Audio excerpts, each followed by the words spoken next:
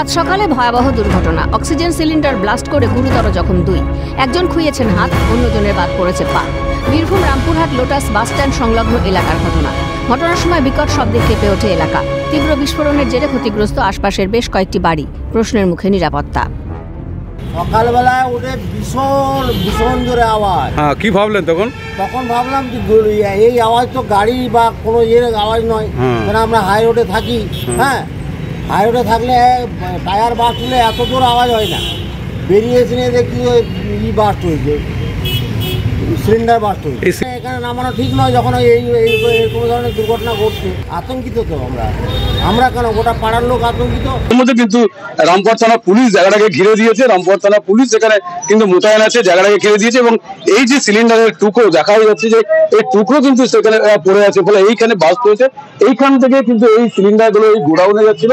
তো দেখতেই পাচ্ছ যে এত দূরে যে বাড়ি, সেই বাড়ির যে কাঁচ সেগুলো কিন্তু ভেঙে গেছে, কাঁচগুলোকে ফেটে গেছে। এবং এই যেখানে দাঁড়িয়ে আছি আমরা, এই যে একটা ঘটনা ঘটলো, তাতে একটা ড্রাইভার, একটা খালাসি এভাবে গুরুতর আহত হয়ে গেছে।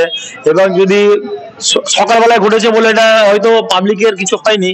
আজকে যদি এটা একটু 10টা-11টা টাইমে হতো, জনবসতিতে যখন লোকজন যাতায়াত বেশি করতো, তাহলে কিন্তু এটা পাবলিকের অনেক ক্ষয়ক্ষতি হতো।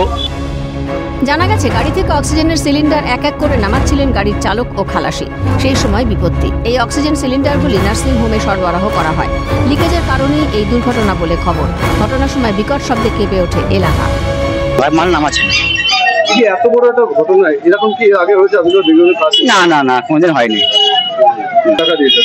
হ্যাঁ, ওই ছিটে মিটার এসে লেগে আছে আপনার এগুলো। আপনার যে অক্সিজেনের কোনো লিকেজ থাকতে পারে বা কোনো কিছু ফ্যাক্টরি থেকে লোড করে এসছে। ডেটা আমাদের মোটামুটি 20 বছর থেকে এরকমভাবে গ্যাস আসে, নার্সিংহোম সাপ্লাই হয়। তো কোনো কারণে হতে পারে, অ্যাক্সিডেন্টলি হতে পারে, কোনো লিকেজের জন্য কোনো কাজে প্রেসার থাকে, এদের মধ্যে প্রচুর প্রেসার থাকে, অক্সিজেনের লিকেজ হয়েছে কোনো কারণে।